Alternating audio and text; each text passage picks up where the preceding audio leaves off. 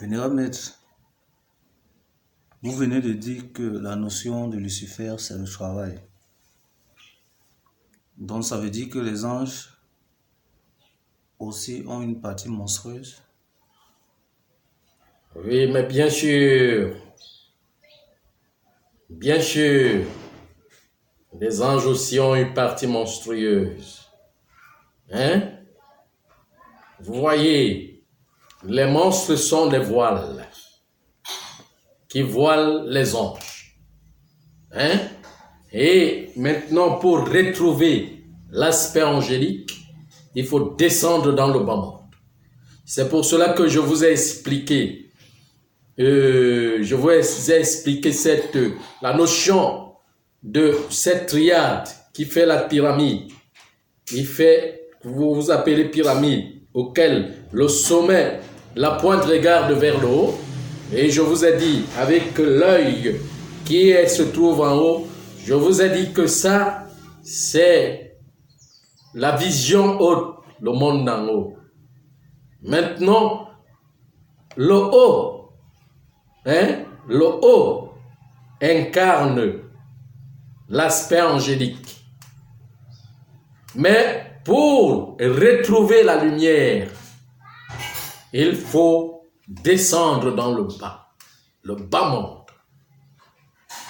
La lumière se retrouve dans l'humiliation. C'est là où on crée l'humilité. Je ne sais pas si vous me comprenez. Dans l'humiliation, et c'est de là où on crée l'humilité. Donc on descend dans les enfers, dans le bas monde. C'est là où se trouvent les monstres. Et c'est par là où on prend la lumière. Je ne sais pas si vous me comprenez ce que je suis en train de dire. C'est par là où on travaille la lumière. Parce que c'est là où se trouve la lumière. Alors les monstres font partie des peurs, des peurs, des pertes, de l'absence du bonheur. Vous voyez un peu. Maintenant, il faut tisser le bonheur. Il faut tisser le bonheur. Et cette absence du bonheur, autour, il y a seulement peur, malheur, tout ce qui est monstrueux. Vous voyez, les monstres ne veulent pas dire qu'il faut descendre quelque part sur terre pour aller trouver les monstres, mais voir les monstres, même dans les rêves ou quoi que ce soit, représente rencontrer le chemin. Le chemin est fait de difficultés, des peines, des souffrances. Vous voyez un peu, c'est on tisse du malheur on tisse le bonheur dans le malheur, dans les épreuves. Vous comprenez ce que je suis en train de dire? Voilà. Donc, l'aspect des monstres, des anges, réside dans le bas monde. C'est pour cela que le haut regarde le bas. Le haut regarde le bas et les enfants sont au milieu. De façon que le travail du haut doit descendre vers le bas. C'est pour cela qu'on dit que l'ange déjà veut dire la richesse. Mais il a aussi son corps pauvre qu'on appelle l'humiliation, l'humilité. Ça veut dire que quand l'ange se présente vers toi, il va te montrer, il va se cacher pour montrer que c'est toi qui es plus grand, tu le dépasses. Et pourtant que c'est l'aspect de la conscience. Il ne se montre pas. Il ne montre pas son visage.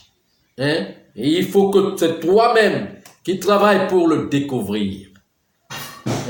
C'est pour cela qu'il sort, il descend, il sort du bas monde, des profondeurs pour repartir, remonter vers le haut. Vous comprenez ce que je suis en train de dire? Voilà. Donc c'est ça. Les peurs de la vie, les pertes, la peur du manque, tout cela, c'est ça qui crée, c'est ça qui forme, qui fait en sorte qu'on reconnaisse la force. Vous comprenez ce que je suis en train de dire? Voilà. Vénérable maître, vous parlez de monstres, Et qui dit monstre dit mort, dit séjour des morts. Qu'est-ce qu'un séjour de mort?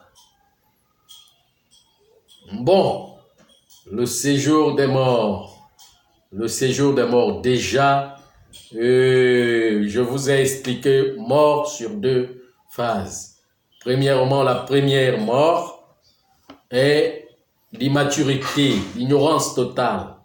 C'est l'ignorance totale qu'on appelle la mort. La première mort. Mais maintenant, la deuxième mort se fait sur le plan, comment je vais dire, sur le plan manifeste, auquel il y a perte. Il y a perte. Perte de ce qu'on aime, de ce qu'on, des présences, comment pas des présences, mais il y a perte de quelque chose.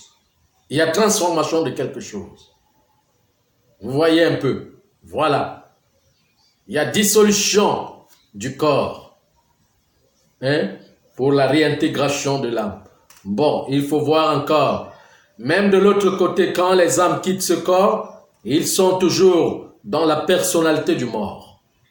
Ça veut dire qu'il y a des problèmes qui sont de ce côté à résoudre. Et puis on est coincé de l'autre côté parce que on a laissé des charges de ce côté.